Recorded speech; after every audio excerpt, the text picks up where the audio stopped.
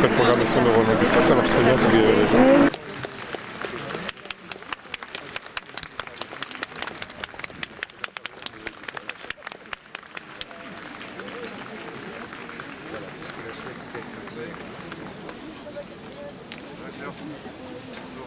C'est son choix.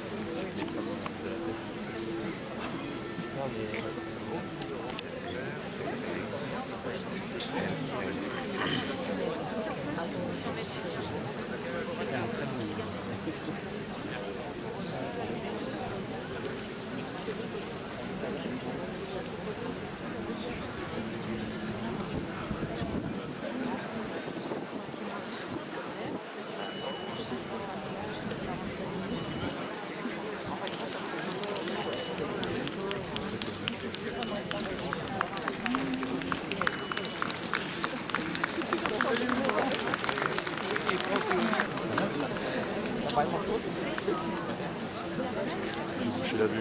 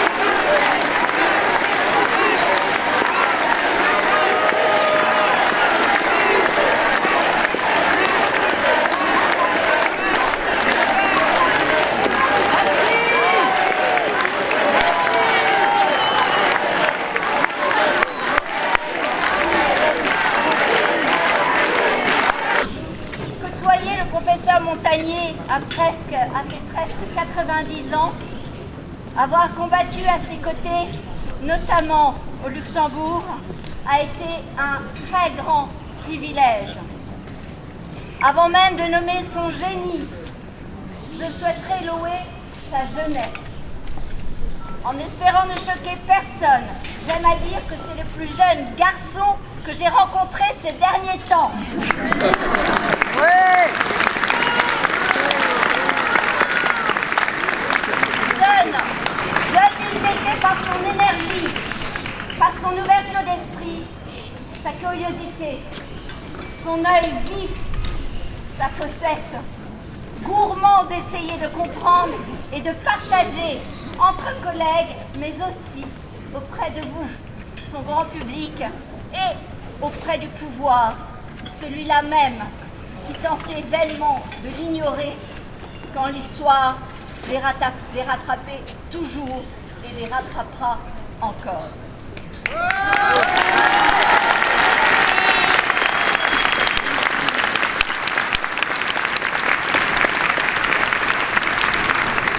Garçon, car il était si jeune. Oh, putain. Il avait dû être et qu'il semblait encore être. Si c'est pour la vie que nous sommes faits depuis notre naissance, alors, cher professeur, vous étiez bien fait pour elle. Mais aussi, vous l'avez été pour protéger celle des autres, de milliers d'autres. Jusqu'à votre dernier combat, vous avez simplement cherché à protéger la vie de l'humanité. Vous étiez aussi hors norme, car vous saviez allier en même temps la dimension scientifique et celle du clinicien, sans renier l'une ou l'autre, mais en les mettant au service l'une de l'autre. Une éthique de travail que vous dégagiez par une intégrité à toute épreuve, et même l'épreuve du mépris et de la basse mesquinerie, vous n'y répondiez pas. Aucune attaque ad hominem.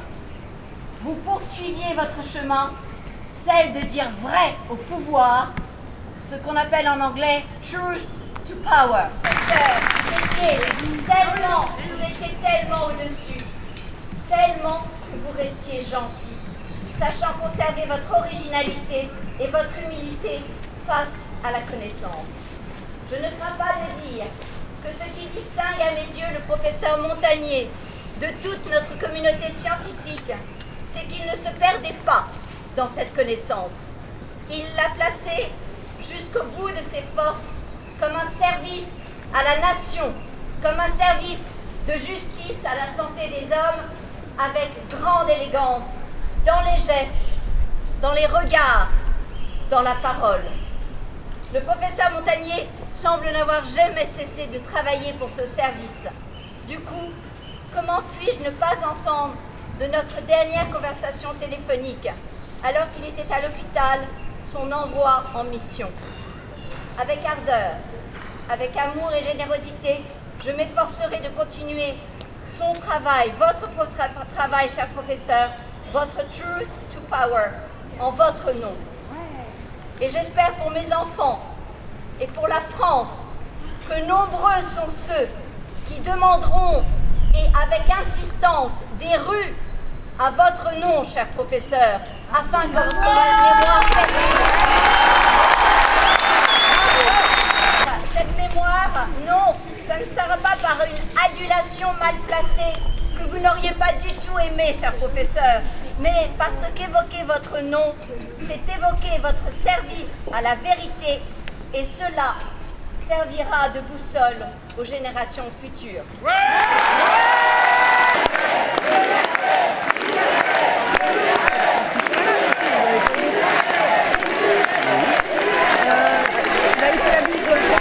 Emmerder Francis Lalanne.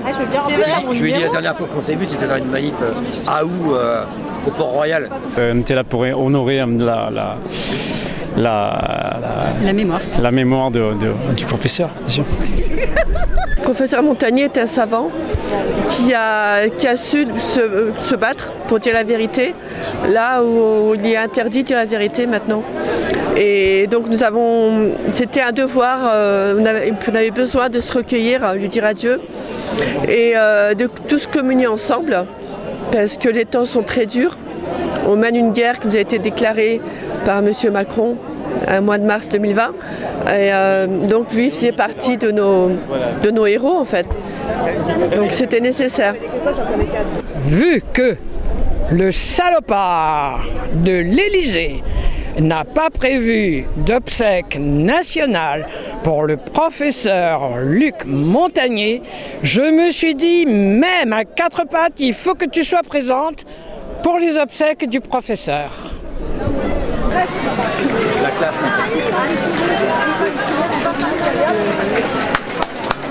Je pense que tout ce monde fonctionne au basque du dictateur. Sans quoi, si parmi ces gens du gouvernement, s'il y avait quelqu'un de courageux, eh ben, même une seule personne aurait été présente là. Or, il n'y avait personne. Mais, il y a un mais.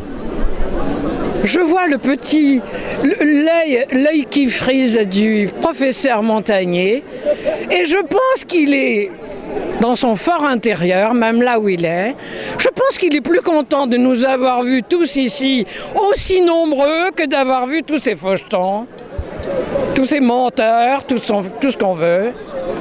C'est scandaleux. Voilà, tous les pays du monde ont salué le professeur Montagnier, ont dit des mots en sa mémoire. Et la France, alors que c'est un de nos rares scientifiques qui a un prix Nobel, rien du tout. C'est hallucinant. Mais voilà, il n'y avait personne du gouvernement, mais il y avait une foule énorme. Et ça, c'est mieux, je pense. Parce que tous ces pantins, là, on préfère pas les voir en fait. Ça aurait été la décence même qu'un membre du gouvernement vienne. Ils n'ont pas eu, ils sont lâches. Ils n'ont pas eu cette décence. C'est honteux. Il n'y a pas de mots. Là, sur la scène internationale, la France, c'est abject. Leur attitude est abjecte. Vous savez qu'il y a 2 pays africains qui ont fait 2 timbres à son effigie, le Mali et le Bhoutan, en mémoire et en l'honneur du professeur Luc Montagnier. La France n'a même pas fait un communiqué, quoi. C'est abject.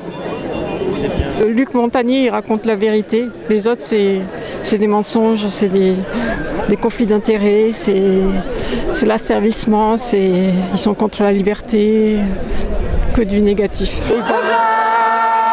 Citoyens